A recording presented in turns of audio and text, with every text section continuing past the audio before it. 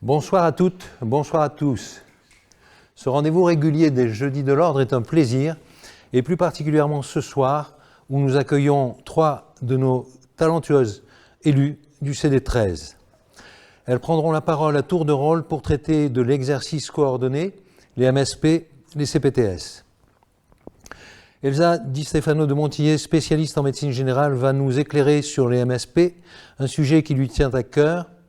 Elle a créé la toute première à Marseille dans le 12e. Florence Zemmour, spécialiste en médecine générale, va parler avec son implication bien connue et habituelle des CPTS, définition, montage, intérêt.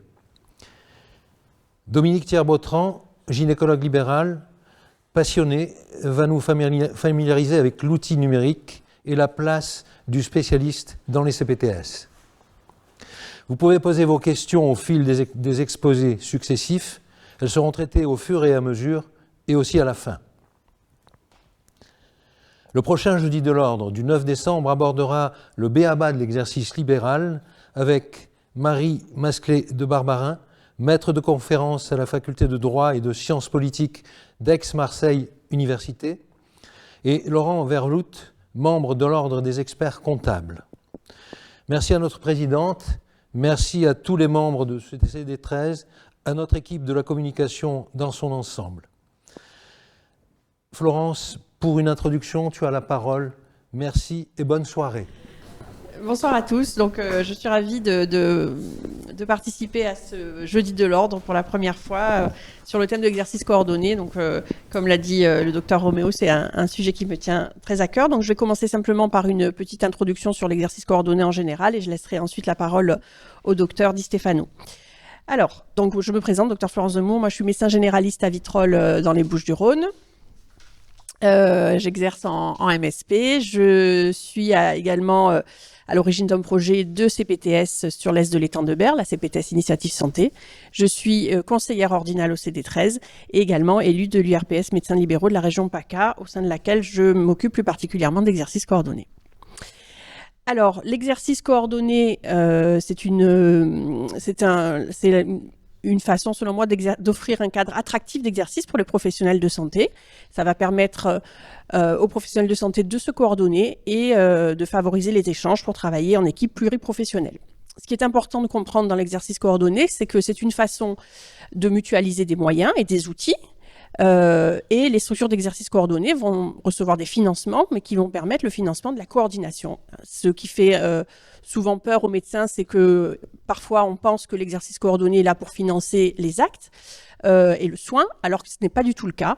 Quand on parle d'exercice coordonné et de financement, on parle de financement de la coordination, c'est-à-dire le financement de l'organisation des professionnels de santé entre eux. L'objectif, c'est de répondre à des besoins et des problématiques de santé, comme garantir l'accès aux soins, améliorer la démographie médicale et surtout, ce qui me tient à cœur, répondre aux besoins des professionnels.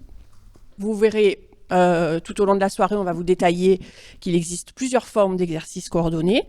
En fait, on va décliner l'exercice coordonné à différentes échelles. On peut détailler à l'échelle d'une patientèle. On parlera plus particulièrement des maisons de santé, mais il existe également à l'échelle des patientèles des structures d'exercice coordonné plus petites comme les équipes de soins primaires ou des centres de santé qui ont un fonctionnement un petit peu différent de celui des maisons de santé. Et à un échelon supérieur, enfin pas supérieur mais un échelon plus large, à l'échelle d'un territoire, on va parler des communautés professionnelles territoriales de santé. Et vous voyez sur le petit schéma, le petit dessin qui est sur la diapo, qu'une communauté professionnelle territoriale de santé, elle va s'organiser autour de la population d'un territoire et elle va pouvoir regrouper tout un tas de structures comme des établissements, des structures médico-sociales, mais également des maisons de santé, des ESP et des centres de santé.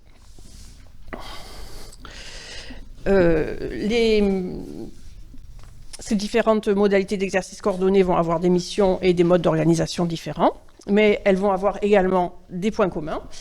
Donc pour commencer, pour démarrer un projet d'exercice coordonné, on va partir d'un diagnostic de territoire qui va parfois qui va être fait à partir de données statistiques évidemment, mais qui va aussi et surtout devoir se baser sur les besoins exprimés des professionnels de santé, sur une thématique ou sur une population ciblée.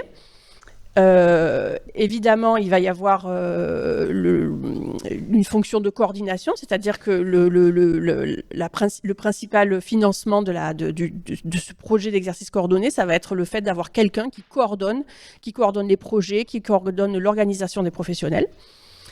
Le projet de santé qui doit être écrit par les professionnels à partir du diagnostic, à partir des problématiques qu'ils ont identifiées et qui va être issu de leur réflexion sur la façon dont ils vont pouvoir apporter des réponses et améliorer leurs conditions de travail.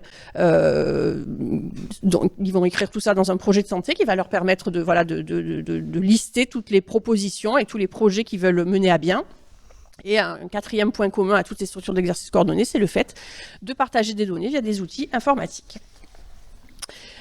Donc ça, ce sont les grandes lignes de l'exercice coordonné. Et on va commencer, donc on va vous détailler ce soir essentiellement les maisons de santé, les CPTS, puis les outils informatiques au sein des CPTS et la place des spécialistes. Et pour commencer à parler des maisons de santé, je vais laisser la parole au docteur Elsa Di Stefano.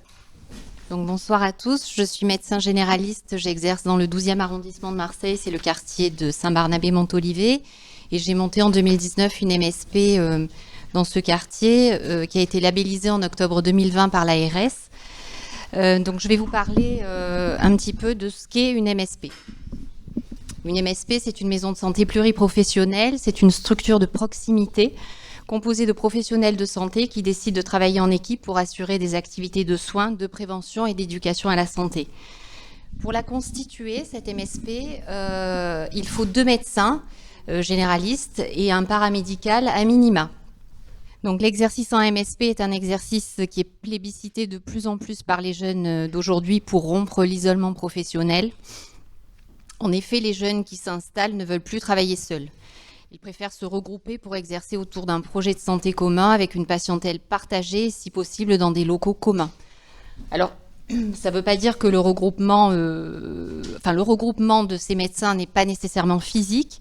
Les médecins généralistes qui sont déjà installés peuvent continuer à exercer seuls dans leur cabinet, mais partager le même logiciel de patientèle que les autres médecins généralistes avec qui ils travaillent au sein de la MSP.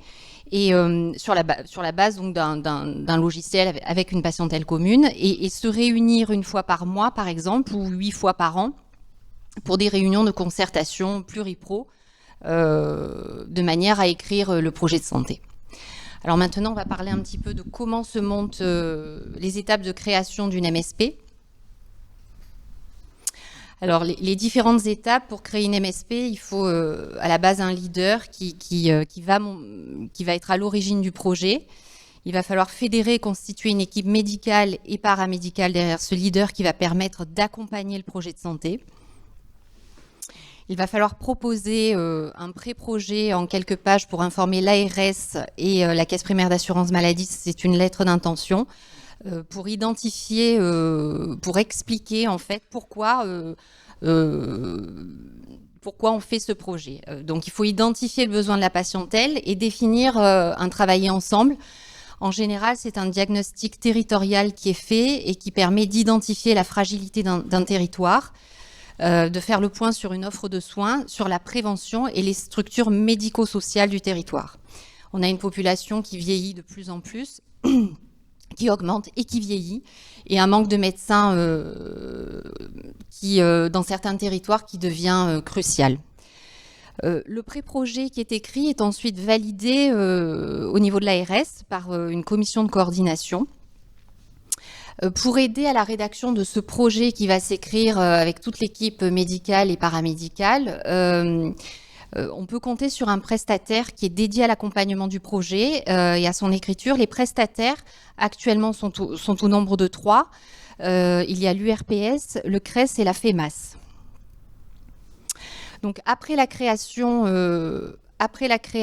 de la MSP et sa labellisation, au niveau de l'ARS. Il est important de créer également une CISA. Alors, qu'est-ce que c'est une CISA ? C'est une société interprofessionnelle de soins ambulatoires qui s'apparente un petit peu à une SCM et qui va permettre de toucher les ACI, qui sont une rémunération annuelle versée par l'assurance maladie en contrepartie d'engagements que la MSP doit remplir. Alors, la création de la CISA n'est pas insurmontable. Elle se fait grâce à l'aide du prestataire qui vous aide à monter le projet de santé et qui, en général, vous trouve un cabinet d'avocats pour vous aider à créer cette société. Il faut savoir que l'accompagnement des projets de MSP par le prestataire choisi intervient depuis l'initiation du projet jusqu'à la signature de l'ACI et se poursuit pendant la première année de fonctionnement après la labellisation. Alors, quels sont les engagements d'une MSP ? Il y en a 3. C'est d'abord l'accès aux soins. Donc, quand on travaille ensemble en tant que médecin généraliste avec les paramédicaux, avec toute l'équipe paramédicale, il faut s'engager au sein de cette MSP à avoir un accès aux soins qui soit relativement étendu. Il faut essayer d'avoir une amplitude horaire qui soit 8h, 20h, mais ça peut être aussi du 8h30, 19h30. Ça, c'est ce qu'on appelle les socles obligatoires définis auprès de la Caisse primaire d'assurance maladie pour toucher les ACI, et ce sont les engagements qu'on fait auprès de la Caisse primaire. Donc, c'est l'accès aux soins étendu, c'est travailler le samedi matin, c'est donc quand on est une équipe pluridisciplinaire, en général, c'est plus simple quand on est de nombreux médecins associés. C'est également se faire remplacer pendant les congés scolaires, en tout cas avoir toujours le cabinet ouvert et prêt à recevoir des patients. Et l'accès aux soins non programmés, c'est en général des patients qu'on est capable qui font partie de notre patientèle commune et qu'on est capable de recevoir dans les 48 heures, pour une urgence. Donc ce qu'on appelle les soins non programmés. Ensuite, c'est le travail en équipe et la coordination. Donc, la coordination, elle est assurée par une personne qui exerce dans la structure. Alors ça, c'est l'idéal. Si on a l'un d'entre nous qui est prêt à assurer cette coordination, c'est quand même important. C'est souvent une personne qui est motivée dans l'équipe, qui a des qualités de fédérateur, de management et qui va s'occuper du travail de coordination. Alors, en quoi il consiste ce travail ? Il consiste surtout à préparer avec les médecins généralistes et les paramédicaux des protocoles pluripro et les remettre à la Caisse primaire d'assurance maladie. C'est mettre en œuvre des réunions de concertation pour des patients chroniques, la plupart du temps, et s'occuper des relations avec les partenaires médico-sociaux. Ensuite, l'axe numéro 3 qui est très important, c'est le système d'information. Donc, il faut avoir un logiciel partagé entre tous les médecins, voire les autres paramédicaux, souvent les infirmiers, c'est très intéressant, de manière à avoir toute notre patientèle réunis sur un même logiciel et pouvoir connaître les dossiers de nos patients parfaitement. Alors, l'intérêt d'un projet de santé au sein d'une MSP, il y en a de nombreux.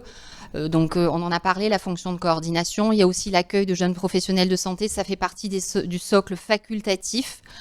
Si je reviens en arrière sur les engagements, sur l'axe numéro 2, former les jeunes professionnels de santé et proposer 2 stages par an. Donc ça, c'est quand on est maître de stage universitaire, ça fait partie des socles, je dirais, facultatifs. C'est très intéressant d'avoir des jeunes qui travaillent au sein de l'équipe. C'est l'élaboration de protocoles pluripro. Voilà. Donc je terminerai juste sur l'intérêt en fait d'une MSP. Pourquoi c'est un intérêt important ?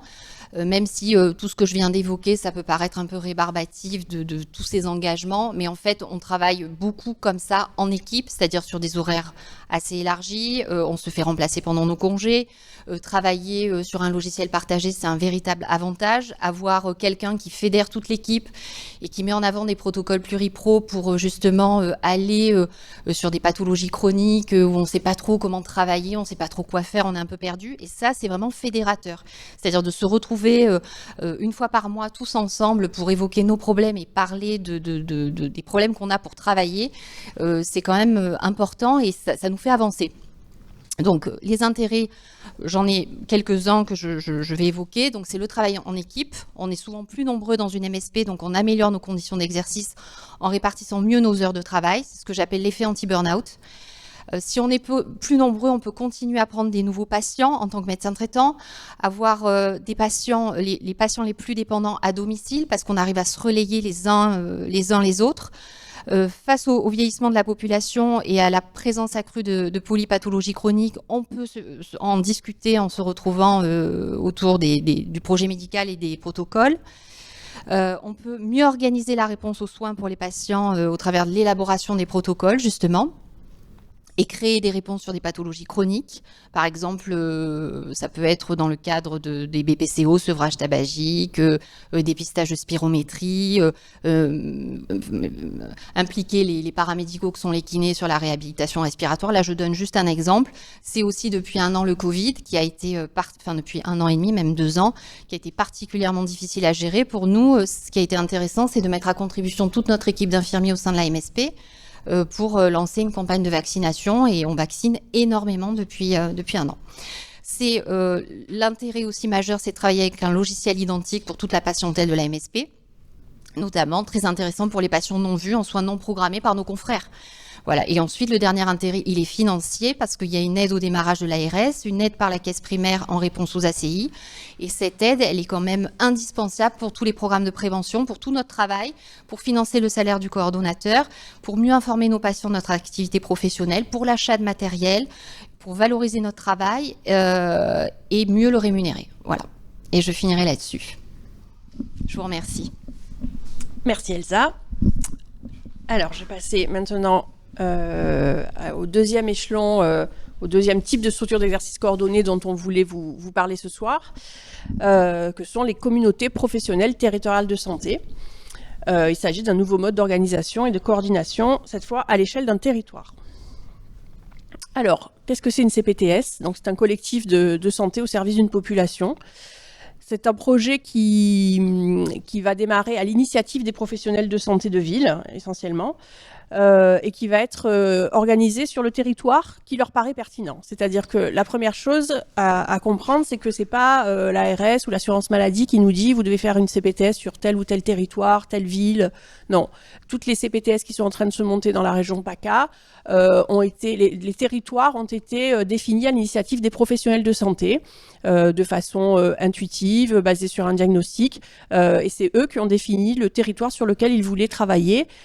Par territoire, on entend souvent un regroupement de communes ou dans les grandes villes, un ou plusieurs arrondissements. Donc ce projet va réunir des professionnels de santé de ville du premier et du second recours. Pas uniquement des médecins évidemment, hein, des médecins, des paramédicaux, des médecins généralistes, des médecins spécialistes, d'autres structures d'exercice coordonnés dont je vous ai parlé tout à l'heure, des maisons de santé, des centres de santé, des ESP éventuellement, et d'autres acteurs qui ont vocation à participer également à la CPTS, que vont être les établissements et services de santé, donc les hôpitaux, les cliniques, etc., des acteurs du social et du médico-social, des acteurs de la prévention, et également des usagers et des associations de patients. Tout ça, l'objectif de ce projet va être d'organiser et de coordonner les soins de ville et également de devenir l'interlocuteur privilégié en termes de santé. C'est-à-dire que la CPTS, ça va être l'interlocuteur reconnu des collectivités, des institutions en termes de santé. Quand on va avoir besoin de quelque chose qui va concerner la santé ou quand on va avoir besoin de diffuser une information, on va s'adresser à la CPTS. C'est-à-dire qu'aujourd'hui, la santé sur un territoire va avoir un représentant et un interlocuteur. La structure juridique des CPTS est en grande majorité l'association Loi 1901. Actuellement, dans les Bouches-du-Rhône, on dénombre 22 projets de CPTS. Le territoire des Bouches-du-Rhône est quasiment complètement maillé par les CPTS. Et sur la région PACA, on a une 50aine de projets en cours. Alors, les projets de CPTS sont basés sur 2 grands principes que sont la pluriprofessionnalité et la territorialité. A priori, c'est un peu contre-intuitif pour nous médecins ces deux notions parce que c'est vrai qu'on a une profession, on a plutôt l'habitude de travailler de façon un petit peu cloisonnée, de travailler un petit peu dans notre zone de confort, de travailler avec nos correspondants habituels sur notre commune essentiellement. Et la CPTS, voilà, ça va un petit peu bousculer les habitudes de chacun, ça va nous nous demander de nous adapter un petit peu à certaines notions nouvelles. La pluriprofessionnalité, c'est le fait de travailler en équipe, c'est le fait aussi de partager des données, des expériences, de mieux communiquer avec d'autres professionnels de santé, également de mieux connaître les problématiques de chaque professionnel de santé. Et ça, c'est pas intuitif, et c'est des choses qui vont mettre du temps à être intégrées par tous les professionnels. Petit à petit, voilà, il faut laisser aussi le temps aux professionnels de santé. C'est ce qu'on explique aux institutionnels, c'est qu'il faut laisser le temps aux professionnels de santé de s'acculturer à ces nouvelles notions. La territorialité, c'est pareil. Hein, on a l'habitude de travailler sur un secteur, quand on a l'habitude de travailler dans une commune, eh ben, c'est peut-être pas évident d'imaginer des projets à l'échelle de plusieurs communes, de se dire qu'on va échanger avec d'autres professionnels ou avec d'autres collectivités que celles avec lesquelles on avait l'habitude de travailler ou d'échanger. Donc tout ça, il faut accepter aussi le fait que voilà, ce sont des notions qui sont nouvelles, ce sont des choses qui sont pas forcément intuitives, mais que petit à petit, il faut laisser le temps aux professionnels de s'adapter et de comprendre aussi l'intérêt qu'ils vont trouver, probablement, en tout cas je l'espère, à travailler avec ces notions-là. Et la pluriprofessionnalité, ce qui est intéressant aussi, c'est pas parce qu'on va travailler en pluriprofessionnalité que chaque profession va être mêlé ou va avoir les mêmes prérogatives. Non, chaque professionnel doit exister dans son individualité, dans sa profession, dans sa spécificité, et doit être intégré dans un travail d'équipe où il va exister de façon individuelle. Ceci étant dit, je passe à la diapo suivante. Alors, pourquoi créer des CPTS ? Donc, les CPTS vont permettre aux professionnels de santé de ville, aux acteurs sanitaires, sociaux et médico-sociaux du territoire, déjà de se rencontrer, mieux communiquer pour mieux se coordonner, de répondre aux besoins de santé insuffisamment ou non traités sur la population du territoire, et de mettre en œuvre des actions mutualisées sur un territoire. Quel intérêt pour les médecins ? C'est une question qu'on entend souvent.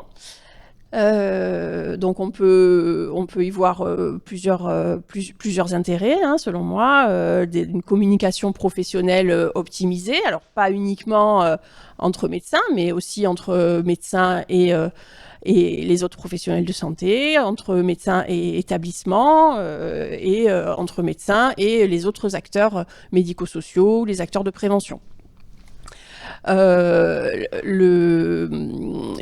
Tout ce qui va être mutualisation des outils, coordination, va permettre d'avoir un meilleur confort de travail. Notamment quand on considère aussi le travail sur les parcours, la fluidification des parcours de soins entre le premier et le second recours et les établissements. Voilà, tout ce qui va permettre de faire en sorte que notre travail soit plus fluide, plus simple, plus rapide, ça va améliorer notre confort de travail. Évidemment, une sécurisation de la prise en charge des patients. Ce qu'il faut absolument... ce sur quoi il faut être absolument vigilant, c'est qu'un projet de CPTS, ça doit être un projet qui réponde à nos besoins, aux besoins des professionnels de santé qui l'écrivent. Il n'est pas question de créer des projets de CPTS qui remplissent des cases et qui répondent à des missions qui ne répondraient pas à des besoins.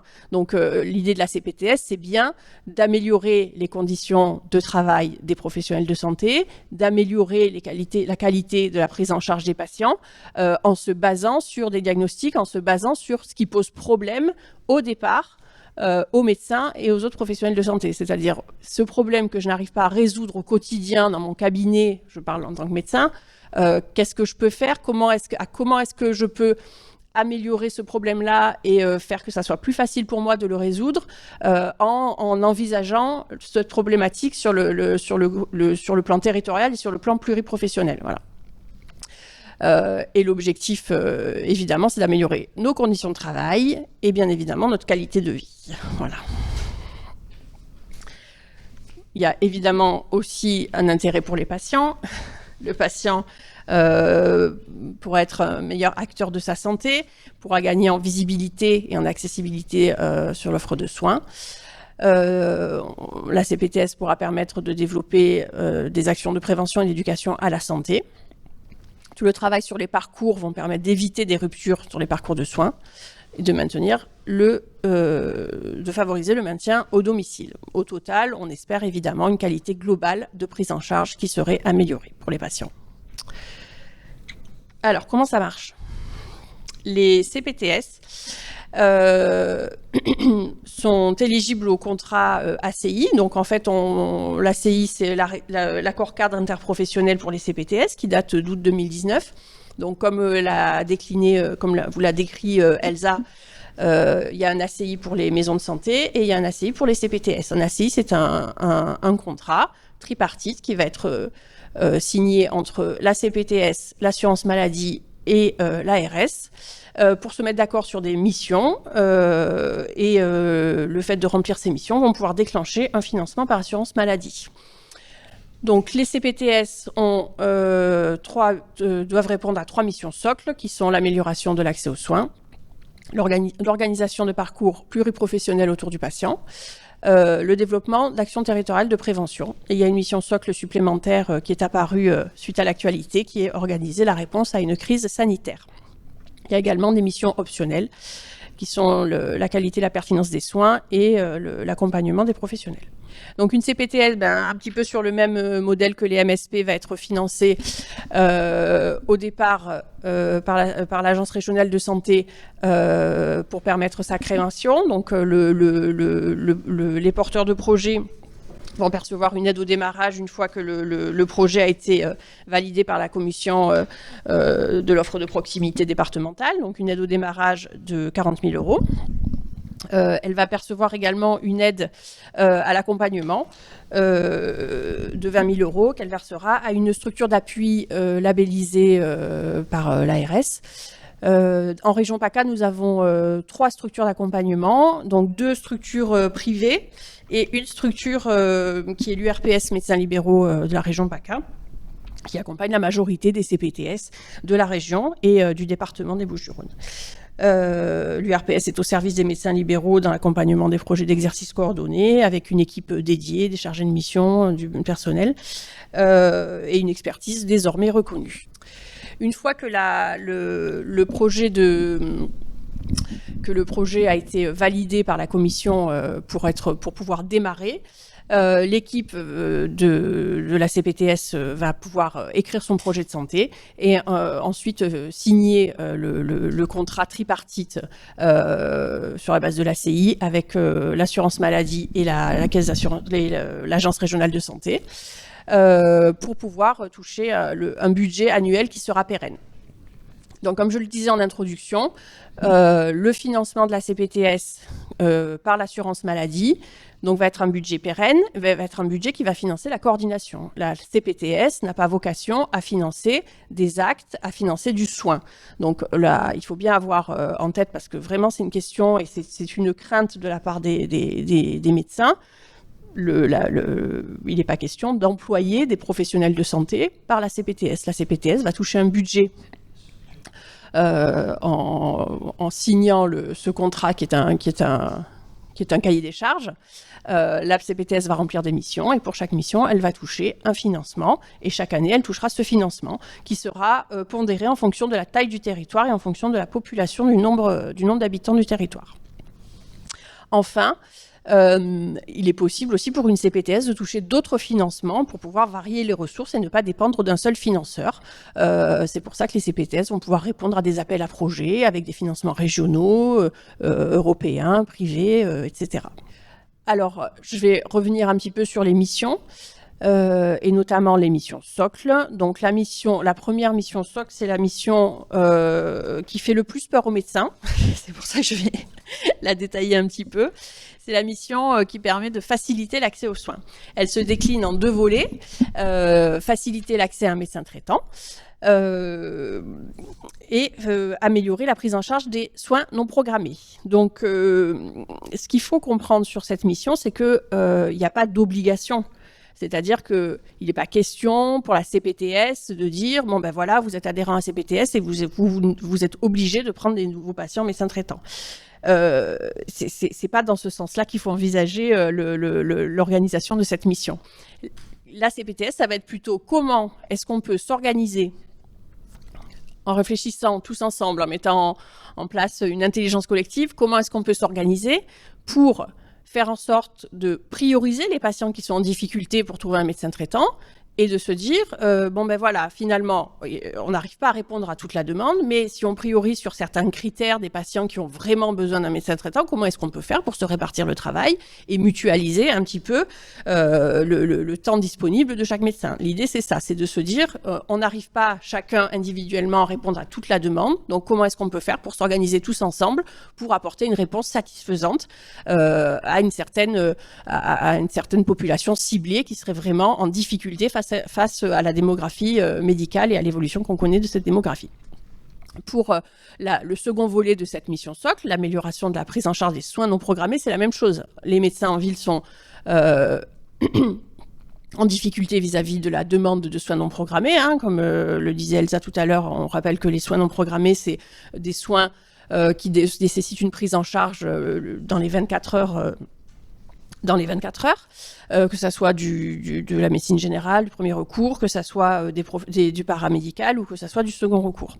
L'idée, c'est pas de dire à tous ces professionnels, vous êtes obligés d'accepter tous les soins non programmés. Non, c'est comment est-ce qu'on peut réfléchir à l'échelle d'un territoire pour, d'une part, mutualiser les créneaux de soins non programmés pour pouvoir mieux se les répartir et ne pas être désorganisé de façon individuelle dans son organisation quotidienne au cabinet.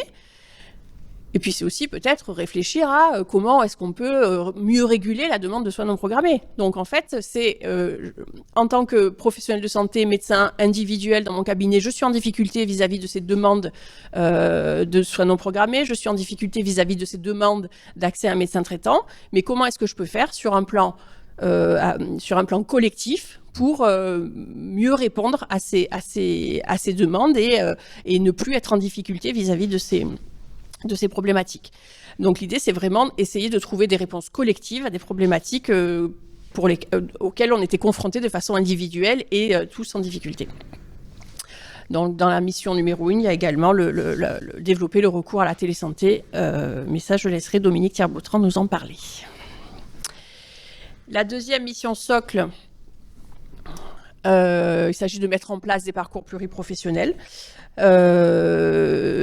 Donc, quand on parle de parcours pluriprofessionnel, on parle de mieux fluidifier le patient pour la prise en charge du patient à un moment donné de sa vie, sur une pathologie donnée. Un parcours, c'est vraiment un parcours ponctuel dans la vie d'un patient. Donc, il va falloir identifier sur quel parcours sur le territoire on a des difficultés et réfléchir à construire ce parcours pour mieux coordonner tous les professionnels autour du patient. Ça va consister essentiellement à améliorer le repérage, améliorer le dépistage autour d'une problématique particulière, d'une pathologie, mieux identifier les acteurs, ce qui permettra aux professionnels, aux médecins, notamment aux médecins traitants, de gagner du temps pour mieux orienter le patient et améliorer la communication entre tous les acteurs. Donc ça va être entre la ville et l'hôpital, ça va être entre le médical et le médico-social, ça va être entre le médical et le paramédical, pour fluidifier un petit peu ce parcours. Et encore une fois, les CPTS choisissent les thématiques des parcours sur lesquels elles veulent travailler. C'est pas l'assurance maladie, c'est pas l'ARS qui dit vous travaillez sur telle ou telle thématique. C'est les professionnels qui ont fait un diagnostic sur un territoire, qui ont réfléchi de façon collective aux problématiques, aux pathologies qui leur posaient le plus de problèmes et qui ont décidé de travailler sur tel ou tel parcours. Troisième mission, je vais un petit peu moins développer. Il s'agit de développer des actions de prévention à l'échelle du territoire. Donc ça, c'était les 3 missions socles, les missions principales. On peut également répondre à des missions optionnelles, que sont l'amélioration de la qualité et l'efficience des prises en charge, qui va essentiellement consister à des groupes d'analyse de pratiques, des formalisations de retour d'expérience sur des thématiques que les professionnels vont eux-mêmes définir. Et l'accompagnement des professionnels de santé sur le territoire, qui là est une mission assez intéressante parce qu'elle est transversale. Il s'agit déjà d'accompagner les professionnels dans leur exercice pour éviter les difficultés, éviter l'épuisement professionnel. Mais ça va être aussi travailler avec tous les acteurs du territoire et pas uniquement dans le domaine de la santé pour travailler sur l'attractivité du territoire. C'est-à-dire qu'on se pose toujours la question de savoir qu'est-ce qui définit, qu'est-ce qui détermine l'installation de jeunes médecins sur un territoire. Et bien là, on va pouvoir réfléchir en même temps au lieu de stage et en même temps à ce qui peut être attractif pour des jeunes professionnels, pour des jeunes médecins, pour des jeunes familles et essayer de réfléchir de façon globale et transversale à ces problématiques de démographie. Voilà, je crois que j'ai fait le tour de la question et je vais laisser la parole au docteur Dominique Thiers-Boutran. En tout cas, j'espère que j'aurais pu vraiment vous convaincre que l'idée de la CPTS, c'est pas de l'obligation, mais c'est vraiment d'avoir un projet qui est utile et qui est pertinent et qui réponde à des besoins exprimés par nous, en fait, voilà, qui nous servent à quelque chose, en tout cas. Voilà.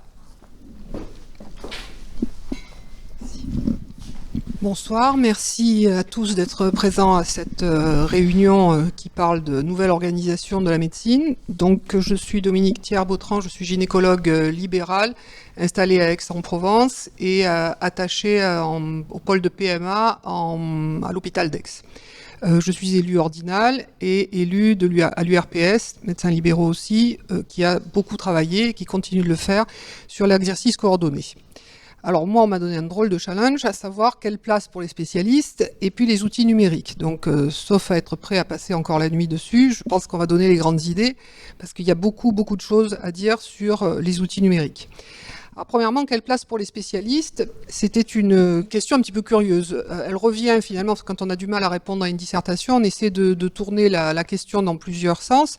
Finalement, est-ce que ça revient à dire, de poser la question de savoir si les spécialistes ont une place dans les soins de ville? Bon, la question, elle est assez vite répondue, bien sûr. En revanche, plus intéressant, ce concept de CPTS est assez nouveau.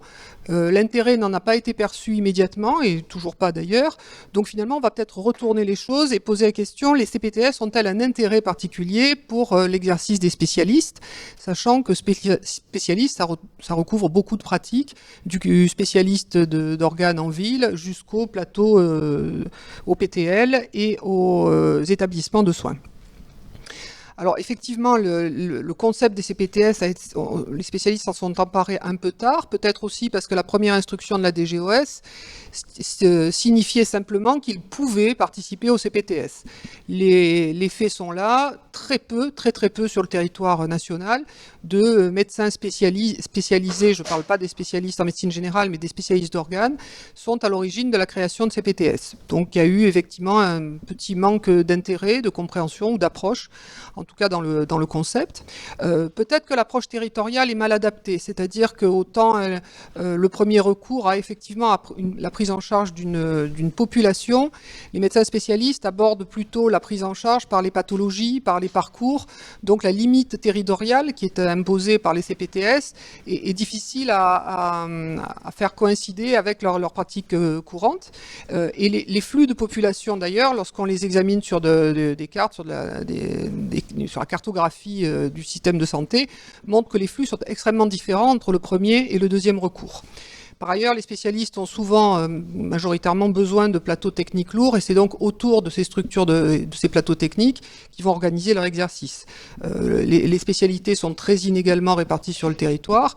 De fait, connaissant maintenant les difficultés d'accès aux soins, ou plus exactement aux soignants des patients, dans la région, nul n'ignore les délais qu'il faut pour avoir un rendez-vous de gynéco, d'ophtalmo. Tout ça nécessite une réorganisation et finalement, la CPTS est peut-être l'occasion de la penser. Parce que si on y réfléchit bien, et ce qu'elle nous a présenté Florence, les spécialistes répondent déjà, sans le savoir probablement, ou en voulant l'ignorer, à la plupart des missions de CPTS. Ils pratiquent l'exercice coordonné. L'exercice coordonné nous a été présenté comme une trouvaille. Tous les médecins qui exercent savent qu'on pratique un exercice coordonné, on ne peut pas travailler sans infirmière, sans kiné, sans pharmacien. Donc les spécialistes aussi, à savoir qu'ils répondent aux missions socles, puisque ils opèrent des soins non programmés, même si là encore, on a inventé une sémantique pour une espèce de concept très particulier. Nous, on appelle ça urgence dans le cabinet. Il faut recevoir des urgences, on le sait bien. Le parcours pluripro aussi, ce sont les équipes. Un chirurgien, s'il n'a pas d'infirmière, les orthopédistes, s'ils n'ont pas de kiné à la sortie de leurs patients. Enfin, le travail en pluripro est connu et les spécialistes interviennent comme les autres dans la prévention et dans les crises sanitaires. Là, on a une crise, il faut vacciner, il faut faire de la médecine. Si on avait une crise géosismique avec un tremblement de terre, on aurait recours aux orthopédistes. Donc les missions optionnelles, alors ça, elles sont encore plus intégrées à nos pratiques. On va parler des réunions de concertation pluridisciplinaires que dans la plupart des spécialités, nous sommes même obligés de faire, nous sommes tenus de les faire. En dehors des RCP de cancéro, je rappelle que les RCP sont rarement rémunérés. L'évaluation des pratiques se fait également régulièrement au sein des établissements ou des équipes dans lesquelles nous travaillons, et ne serait-ce que le staff, très présent dans les maternités, dans les services de chirurgie, au cours desquels nous analysons les dossiers, montre bien que la pratique de l'exercice coordonné et pluripro est déjà bien installée. Cette pratique d'exercice coordonné permet aussi, parce que les spécialistes en sont un pivot, le lien ville-hôpital. C'est-à-dire qu'il y a beaucoup de spécialistes qui interviennent aussi bien en libéral que dans les établissements. Et donc c'est une occasion, c'est une porte d'entrée de ce décloisonnement ville-hôpital que les autorités et la population souhaitent. Alors finalement, la CPTS peut donner une visibilité, aide à formaliser tout ça, pour peu qu'on veuille bien rentrer dans le jeu et procéder à cette méthode qui paraît un petit peu technocratique, de ces missions socles et des indicateurs et de cette espèce de procédure qui nous est imposée. Dans la réalité, notre exercice ne devrait pas changer ou peut-être s'en trouver amélioré. Donc comment peut-on imaginer la présence d'un spécialiste? Alors, identique à ce qu'ils font actuellement, c'est-à-dire dans leur cabinet, à recevoir des patients adressés par les confrères médecins généralistes. Ça participe aussi finalement à la mission.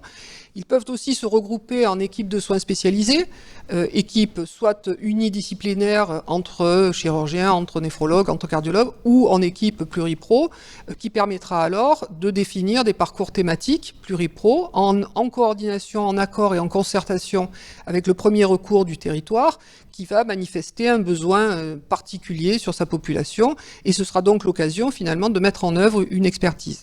Les RCP, l'élaboration de protocoles, on y voit l'occasion d'inviter davantage nos collègues médecins généralistes à ces réunions, qui sont souvent en cercle très fermé, et pourquoi ne pas les ouvrir davantage, y compris aux autres professionnels, aux infirmières, aux kinés, qui vont ensuite prendre les patients dont la stratégie thérapeutique aura été élaborée en RCP, qui vont ensuite les prendre en charge en ville.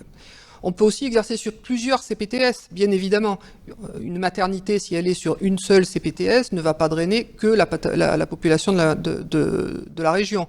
Une équipe de neurochirurgie va avoir un recrutement extrêmement large. Donc le fait d'adhérer à une CPTS ne signifie pas que le médecin concerné va devoir faire ceci ou cela, et surtout va devoir limiter sa patientèle. C'est simplement... Les exercices ne changent pas, c'est le point de vue, le prisme par lequel on va aborder les relations avec les patients, les collectivités et le reste des autres acteurs de santé qui change. Finalement, le mot-clé, ça reste la coordination, la concertation et la communication entre les professionnels. Donc, qui parle communication, on en arrive aux outils. Alors là, comme je vous le disais, je vois mal comment en quelques minutes je peux parler de tous les outils numériques, donc on va se limiter à finalement quelles sont leurs utilités. Il faut d'abord distinguer deux niveaux. On a besoin de certains outils numériques au niveau de la MSP, ce sera principalement des logiciels pour partager les informations sur les patients, donc les logiciels métiers. À l'échelle de la CPTS, on va avoir réellement besoin d'un outil de coordination. Alors, qu'est-ce qu'un outil de coordination? C'est une plateforme, en général, qui permet un partage d'informations très divers sur, par exemple, les plannings que réserveraient certains médecins aux soins non programmés, sur la possibilité de faire prendre en charge par tel ou tel professionnel qui n'est infirmier un patient qui a une demande spécifique ou rapide ou urgente, mais aussi établir les plannings dans les parcours de soins et de créer des nouveaux parcours de soins, et qui bien sûr met aussi en commun les outils qui sont nécessaires à tous les professionnels, c'est-à-dire un agenda, donc des agendas en ligne. Alors, si vous voulez un agenda en ligne pour son propre cabinet, c'est possible, mais bien sûr, les outils de coordination proposent également des agendas partagés qui permettront d'avoir une visibilité sur les disponibilités des médecins, qui permettront aussi un adressage plus facile de nos confrères généralistes vers les spécialistes. Bref, des outils qui vont faciliter un peu la vie et être mutualisés. Bien sûr, font partie de ces outils les outils de télémédecine qui vont jouer un certain rôle dans les rondes désertifiées, dans les soins non programmés, téléexpertise, téléconsultation. Actuellement, il y a beaucoup de plateformes qui proposent ces modules, un peu tous, qui se mettent tous à disposition. Je pense à par exemple Entracte, Globule, Maya, qui sont produits par les industriels et qui comportent toutes ces fonctionnalités qui vont permettre à une CPTS de réaliser ses missions et aux praticiens finalement d'avoir accès à toutes les informations disponibles dont ils auront besoin. Les institutionnels, bien sûr, proposent des outils. Actuellement, c'est l'outil e-parcours. Là aussi, il faudrait toute une soirée pour en discuter. Bref, c'est un outil institutionnel qui, lui, va encore plus loin puisqu'il veut coordonner le libéral, les hospitalisations, le médico-social. Il veut tout coordonner, tout chapeauter. C'est un outil qui va se mettre en place petit à petit parce que dans notre société, les données de santé sont importantes. On a besoin de beaucoup de données pour définir des stratégies, des financements.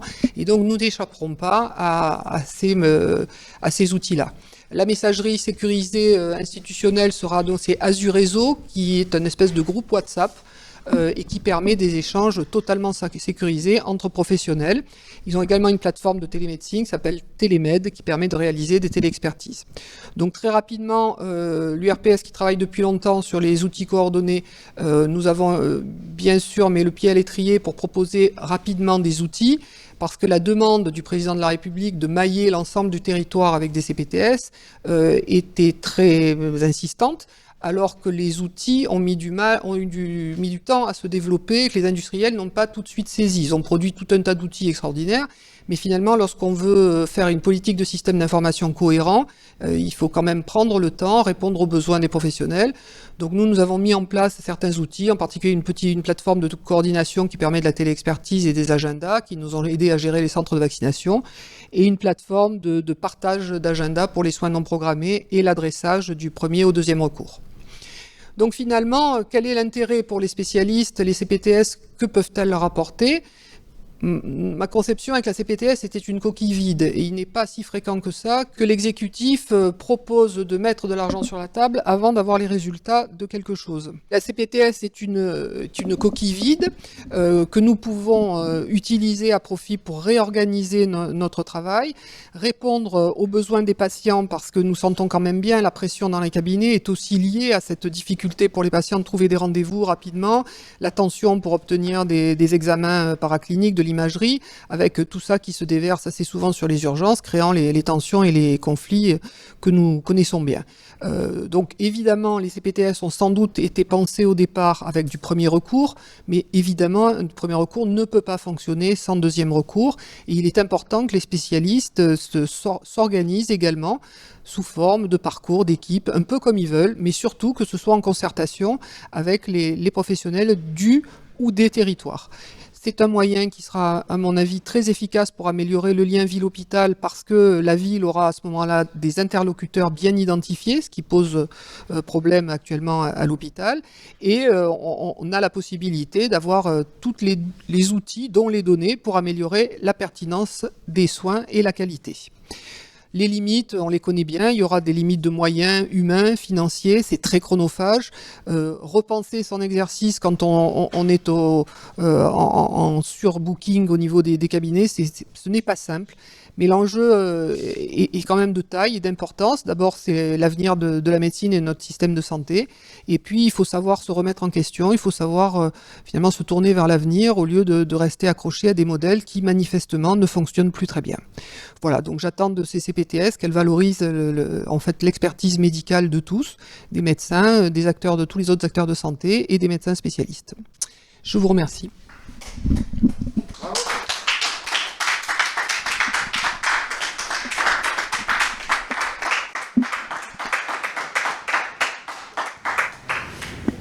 Merci beaucoup à toutes les trois pour cette remarquable présentation. On a beaucoup de questions qui sont tombées pendant vos interventions réciproques. plusieurs sur les CPTS, d'autres sur les financements et une question peut-être un peu plus généraliste. On va, si vous le voulez bien, commencer par celle-ci. Il y a un médecin qui nous indique exercer, comme beaucoup de confrères généralistes libéraux et isolés, un exercice coordonné de la médecine. Donc je pense que c'est ce que disait, Elsa tout à l'heure. Ça doit être un exercice coordonné, non pas au sens d'une CPTS organisée, mais un exercice coordonné naturel, comme le disait le docteur Thiers-Bautran. Et il pose la question suivante avec une problématique transverse qui est liée au glissement et au déplacement et au débordement de prérogatives professionnelles. Je vous la livre telle que je l'ai eue, avec une tendance à la compétition entre professionnels de catégories différentes et des tentatives de prise de pouvoir de certains professionnels. Et il pose la question en ces termes: une structure et une mission officielle, peut-être plus claire, de chaque pôle, permettrait une meilleure prise en charge des patients. Qu'en pensez-vous? Qui veut répondre? Oui. Alors je comprends la question parce que c'est très d'actualité actuellement et ça pose beaucoup de questions, d'interrogations aux médecins. Moi, je crois qu'il existe deux dimensions dans les débats. Il y a le niveau national, où on discute avec les pharmaciens, les infirmiers, les sages-femmes, les médecins. Et puis, il y a l'échelon territorial, où vous discutez avec votre pharmacien, votre sage-femme voisine. Et là, tout est différent, en fait. Et en fait, ce qu'on veut valoriser, c'est ça. C'est-à-dire que c'est cet exercice coordonné. On peut lui donner tous les noms qu'on veut, on peut le rendre très techno si on veut, mais enfin, en gros, on fait de l'exercice coordonné avec les gens avec qui on a envie de travailler, et on fait généralement du bien meilleur boulot. Après, les appétits des uns et des autres, ceux qui hurlent au dépeçage de la médecine, oui, sans doute, si on n'est pas capable de faire des propositions, on est en crise. Si on n'est pas capable de faire des propositions, que d'autres en ont, sans doute, les propositions pertinentes seront-elles prises en compte? Maintenant, est-ce que le danger est là? Le plus grand danger serait, à mon sens, de ne pas proposer, de ne pas avoir de proposition. Voilà. Elsa, très bien. Une question pour vous qui concerne les financements. Vous avez parlé d'argent tout à l'heure et ça a suscité quelques réactions. Notamment, comment sont concrètement alloués ces financements? Par exemple, les 40 000 € dont vous avez parlé tout à l'heure, sont-ils utilisés? Alors, comment sont-ils utilisés? Par qui au sein de la CPTS? Alors, au sein de la CPTS, je vais laisser la parole à Florence. Au sein d'une MSP, il y a une aide qui est versée par l'ARS, une aide au démarrage donc, qui est de 20 000 € pour la MSP et qui sert en fait à financer le projet de santé, la mise en place, le travail, tout ce qu'il y a autour. Et également une aide qui est versée aux prestataires d'accompagnement qui est de 15 000 €. Ça, c'est l'aide de départ. Ensuite, c'est les ACI. C'est en fonction en fait, des trois axes dont je parlais: accès aux soins, coordination et le logiciel. Et puis après, c'est tout le travail qu'on met en place. Je te laisse répondre pour la... Une question transverse sur les MSP et CPTS, j'en profite. Est-ce que les MSP et CPTF peuvent avoir des indicateurs communs et les valider dans le cadre de négociations ACI après? Ça, je pense pas, mais je vais peut-être te laisser la parole, Florence, là-dessus, parce que c'est assez indépendant quand même. La création d'une MSP et la création d'une CPTS, c'est indépendant. Donc, je pense pas qu'au départ, les aides soient transverses. Par contre, nous, par exemple, notre MSP, elle a 1 an. Donc on est vraiment des bébés. Bon, en même temps, les projets d'exercice coordonné, c'est pas très vieux, hein. Mais à partir de l'année prochaine, on va travailler à partir du mois de janvier avec la CPTS du 11, 12, 13, qui correspond à notre territoire, puisque nous, on est implanté en tant qu'MSP dans le 12e. Et on aura très certainement peut-être des financements transverses parce qu'on va travailler ensemble. Pour la première question, si la question c'était l'utilisation des fonds de façon un peu plus pragmatique, globalement, l'aide au démarrage, elle va servir à mobiliser les professionnels de santé pour l'écriture du projet. Ça veut dire quoi? Ça veut dire financer des réunions. Ça veut dire organiser des réunions, faire en sorte que les gens se rencontrent, qu'ils puissent avoir un cadre sympa pour discuter entre eux, les indemniser éventuellement au temps passé, c'est possible aussi. Hein. L'idée, c'est pas de faire en sorte que les professionnels de santé organisent le soin de ville en faisant du bénévolat, parce que c'est quand même des gros travail, des projets ambitieux, ça prend du temps. Les professionnels de santé qui vont s'investir dans l'écriture de ces projets de santé vont y passer du temps. Donc oui, il y a une partie de l'aide au démarrage, une partie des financements pérennes qui pourront être reversés aux professionnels de santé au titre de l'indemnisation du temps passé. Mais la majeure partie de la subvention de démarrage, elle est quand même utilisée pour le salaire d'une fonction de coordination, en fait, hein, que ça soit au sein d'une MSP ou que ça soit au sein d'une CPTS. On a vu émerger de nouveaux métiers. Alors parfois au sein d'une MSP, ça peut être porté par un professionnel de santé, mais de plus en plus on voit ce qu'on appelle cette fonction est externalisée, c'est-à-dire on fait appel à un professionnel qui s'est spécialisé dans la coordination. Souvent, ce sont des professionnels de santé au départ qui se reconvertissent en coordonnateurs de maisons de santé ou en coordonnateurs de CPTS. Ce sont vraiment des nouveaux métiers, en fait. Hein. Et pour les CPTS, en tout cas, la majeure partie de la subvention de démarrage permet de couvrir un salaire de coordination qui est souvent pas du plein temps, hein, sur plusieurs mois, parce que le montant ne le permet pas, mais qui permet de rémunérer un poste de coordination sur 0,2, 0,4 équivalent temps plein sur plusieurs mois pour pouvoir permettre l'écriture du projet de santé.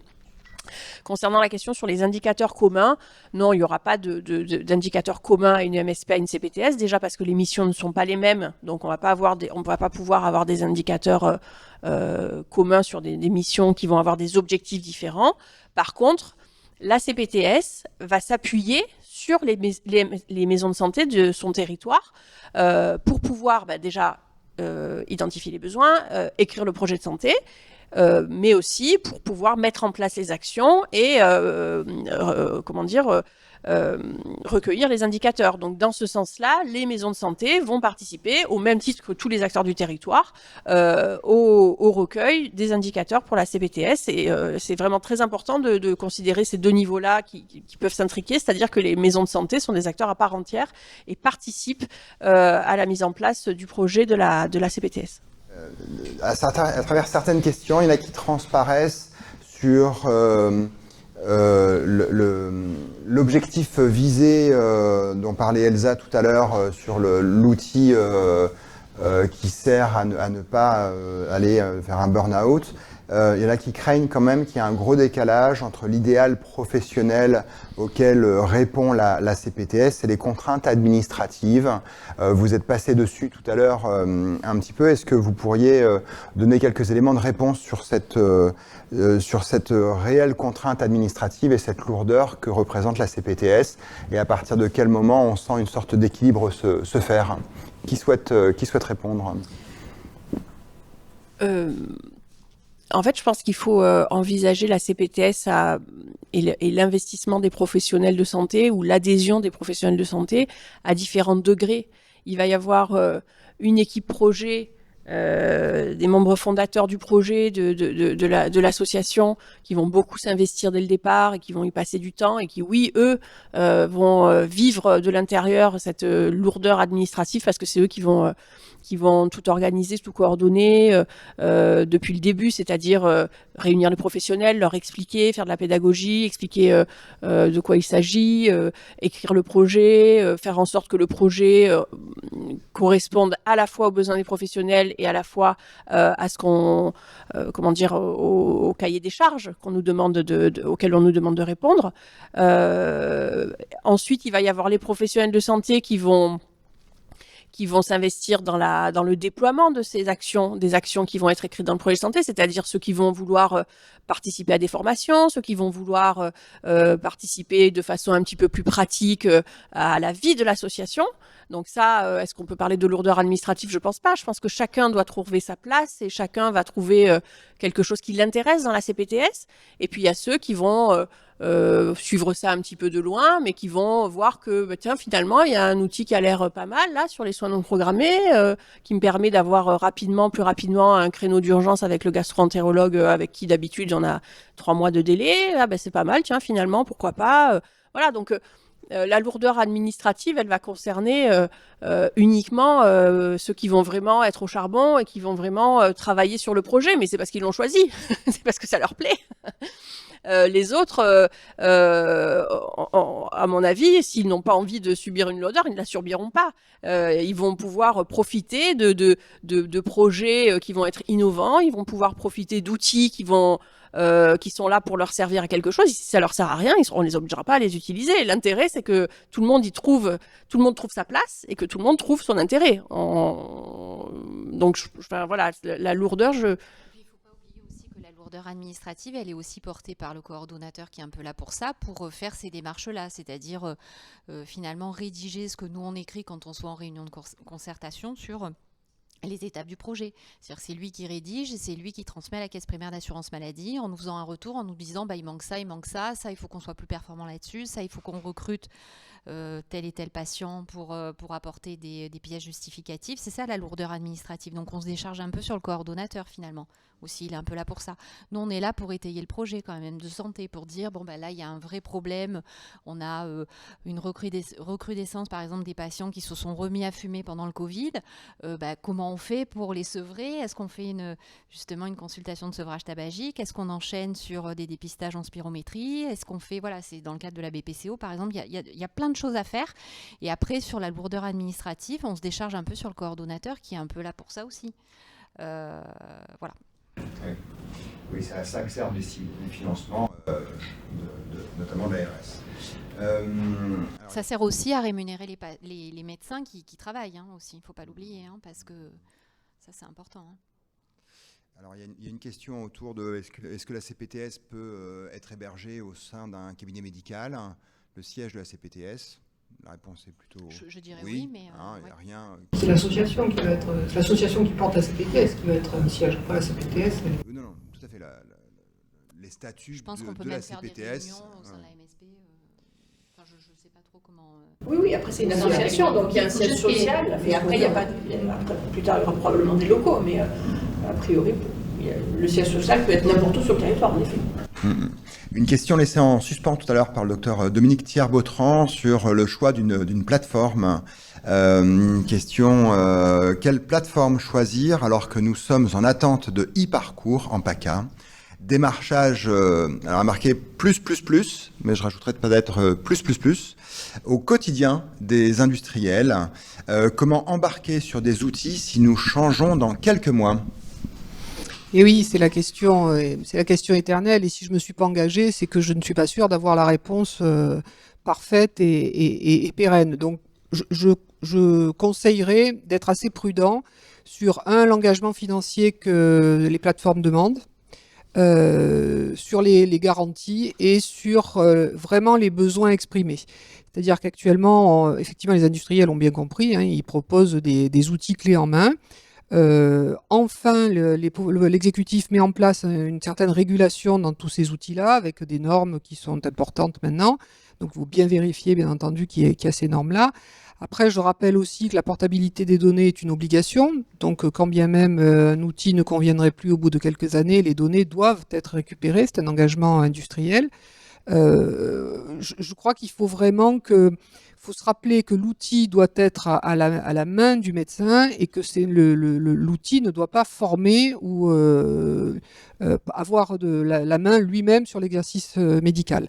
Donc j'ai cité les plateformes les plus connues qui sont des outils ambition large et champ d'action large, le Globule, le Sagère, le médico-social, ça gère tout un tas de choses. Maintenant, dans une petite CPTS où il y a peu de monde, on peut très bien avoir besoin pratiquement que d'une messagerie sécurisée et un agenda partagé. Donc j'ai laissé en suspens parce que je pense pas qu'il y ait une réponse uniforme. Nous, notre souhait, c'est choisissez les outils qui vous paraissent le mieux, point de vigilance, l'engagement financier, c'est-à-dire qu'il faut que la CPTS puisse l'assumer, et puis l'adhésion et l'ergonomie, donc l'usage qui pourra en être fait sur les professionnels, donc il faut une bonne concertation.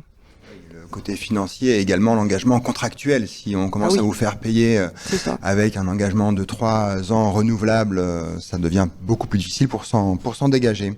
Même question pour les coordonnateurs de CPTS. Est-ce qu'il y a un outil qui, à l'heure actuelle, vous paraît sortir un petit peu du lot? Qu'est-ce qu'on appelle l'outil pour les coordonnateurs? Alors, les coordonnateurs gèrent la plateforme. Si, par exemple, il y a une plateforme qui gère les agendas partagés pour les soins non programmés dans la CPTS, le coordonnateur va effectivement avoir l'accès. Donc oui, on va contourner la question. Il y a des droits administrateurs pour toutes ces plateformes-là qu'on peut donner au coordonnateur ou au président de la CPTS, peu importe, ou au bureau, enfin je ne sais trop quoi. Et puis après, il y a des droits pour les usagers habituels, pour les praticiens. Je redis, je ne répondrai pas à cette question quelle plateforme proposer. Nous avons une idée qui commence à se dessiner de ce que sera l'outil parcours. Il manque un certain nombre d'étapes entre l'usage quotidien, les besoins quotidiens des praticiens et le premier échelon de l'outil parcours. Donc, il y a de la place, mais je crois qu'il faut vraiment répondre aux besoins, ça c'est une priorité. Une question pour Florence. Quand vous avez parlé tout à l'heure de mission 1, le socle mission 1, peut-il trouver une réponse en ces temps de désertification? Et ça rejoint une autre question qui a été posée tout à l'heure, qui parlait de zones blanches limitrophes. Il y a un des médecins qui nous suit, qui a un petit peu peur que l'ARS impose une notion de territorialité au CPTS. Est-ce que vous pensez avoir quelques éléments de réponse à apporter? Sur la mission 1, évidemment que j'ai commencé mon exposé en disant que c'était la mission qui faisait le plus peur aux médecins. C'est évidemment parce qu'il y a cette tension sur la démographie médicale et sur l'accès aux médecins traitants que l'on connaît, qui est appelé à s'aggraver dans les années qui viennent. Donc c'est tout l'enjeu de cette mission. C'est pas pour rien que on nous a demandé de répondre en priorité à cette mission-là, parce que c'est la problématique face à laquelle tout le monde, pour le moment, face à laquelle personne n'a de réponse pour le moment. Donc l'idée, c'est vraiment de se dire qu'est-ce que je peux faire pour faire en sorte qu'au lieu d'y répondre de façon individuelle, on y réponde de façon collective.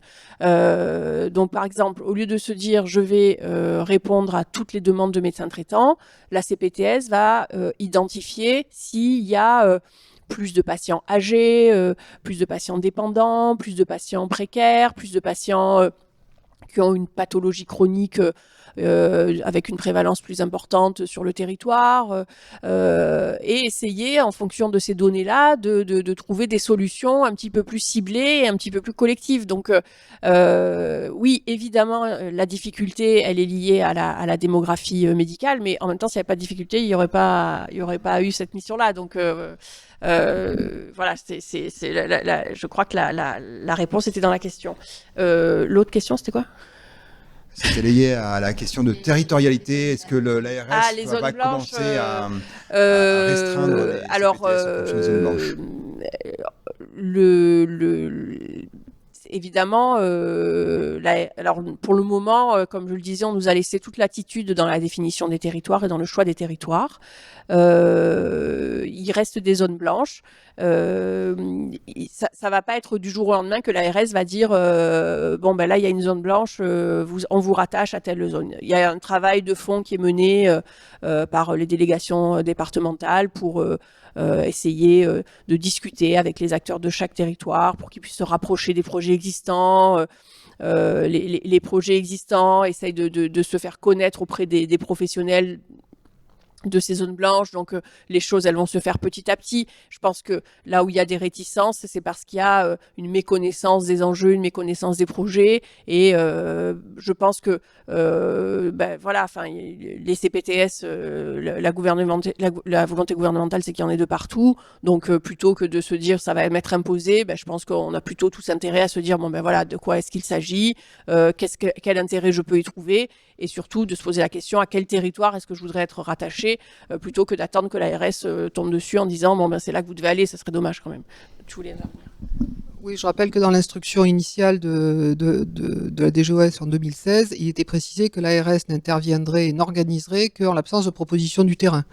Donc, encore une fois, il faut être force de proposition, proposer des solutions. Elles seront toujours plus pertinentes que celles qui nous seront imposées dans des bureaux en haut de tour. Donc, voilà, le travail est là. Je ne pense pas, compte tenu de la démographie médicale, qu'on s'engage très fermement dans des mesures de coercition. Les retombées risqueraient d'être assez dramatiques.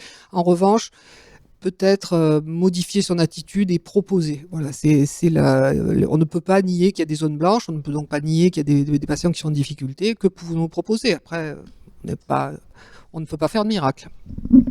Presque dernière question pour Elsa au sujet des MSP. On a un pédiatre qui est spécialisé dans les troubles de l'apprentissage. Elle a monté un petit centre multidisciplinaire, nous dit-elle, avec quelques paramédicaux. Dans quelle mesure cette structure pourrait être reconnue comme centre multidisciplinaire et est-ce que ça ne correspondrait pas à la définition même de la MSP que vous avez faite tout à l'heure? Oui, alors il faut ce que je disais dans la définition de la MSP, c'est qu'il faut qu'il y ait 2 médecins généralistes et un paramédical. Donc ça, c'est à minima. Puisque je rappelle que l'accès aux soins patientèle, médecin traitant, c'est l'axe fort, un socle obligatoire. Donc là, elle est pédiatre, hein, oui. C'est ça. Donc il faudrait qu'elle s'associe pour monter cette MSP avec 2 médecins généralistes, mais c'est tout à fait possible. Il faut juste se regrouper, voir avec qui elle travaille autour et donc signer ce projet de santé ensemble. Il ne faut pas oublier qu'il faut faire quand même un projet écrit en expliquant bien l'intérêt pour la patientèle, voilà, je ne sais pas dans quel secteur elle est, cette pédiatre, mais voilà, ça c'est important. Mais elle a déjà un paramédical. L'équipe de soins spécialisés, ça ne peut pas tourner autour d'un projet de pédiatrie et de MSP. Non, voilà, il faut qu'il y ait 2 médecins généralistes et un paramédical de patients à minima. Oui. Donc ça peut être même plus de médecins généralistes que 2. L'équipe de soins spécialisés, ça c'est plutôt. Il faut qu'elle s'oriente plutôt là-dessus. C'est une équipe de soins spécialisés, c'est très bien et ça peut rentrer dans pas mal de parcours. Parfait. Dernière question pragmatique sur la liste des MSP et CPTS. À quel endroit peut-on trouver la liste des MSP et CPTS? Est-ce que cet endroit existe? Est-ce que l'ARS répertorie l'ensemble des MSP et CPTS qui sont présentes à la fois dans le département et la région? Je vais probablement laisser la parole à Florence Zemmour pour répondre à cette dernière question. On a de toute façon les vidéos qui seront visibles sur le site du CDOM 13 d'ici à peu près une semaine et vous avez toujours la possibilité de poser vos questions sur l'adresse mail contact@13.medecin.fr. Je laisse la parole à Florence pour cette dernière question. Merci. Pour les listes des projets, il y a des cartes qui sont disponibles sur le site de l'ARS PACA avec toutes notamment. Alors, les listes des MSP, je ne sais pas si c'est très utile d'accéder aux listes des MSP, bon, parce que par définition, on est intégré dans un projet de MSP sur son secteur, enfin sur son quartier. Mais il existe des cartes, en tout cas, des listes, je ne sais pas, mais des cartes, en tout cas, des MSP existantes et des CPTS existantes sur le site de l'ARS. Nous avons, à l'URPS Médecins, créé un site d'informations sur les CPTS en PACA, avec tout un tas d'informations pratiques et tout un tas aussi de témoignages de professionnels qui sont déjà investis dans des CPTS. C'est le site cptspaca.fr. Et sur ce site, il y a des cartes également des CPTS qui sont accompagnés par l'URPS Médecins avec des fiches pour chaque CPTS, c'est-à-dire pour chaque CPTS, vous allez pouvoir trouver le territoire qui est défini par la CPTS, qui est couvert par la CPTS, ainsi que les coordonnées des porteurs de projets et des coordonnateurs. Donc comme ça, si vous posez la question de savoir si sur votre territoire il y a une CPTS, vous pourrez trouver facilement les informations sur ce site. Voilà. Merci pour la qualité de votre travail et la clarté de vos exposés et de vos réponses. Vous avez ouvert une réflexion sur la nécessité d'un exercice adapté aux besoins d'un système de santé en difficulté. J'aimerais qu'on en garde la qualité, et la qualité, vous en avez montré ce soir. Vous reviendrez sûrement dans un an. Bravo.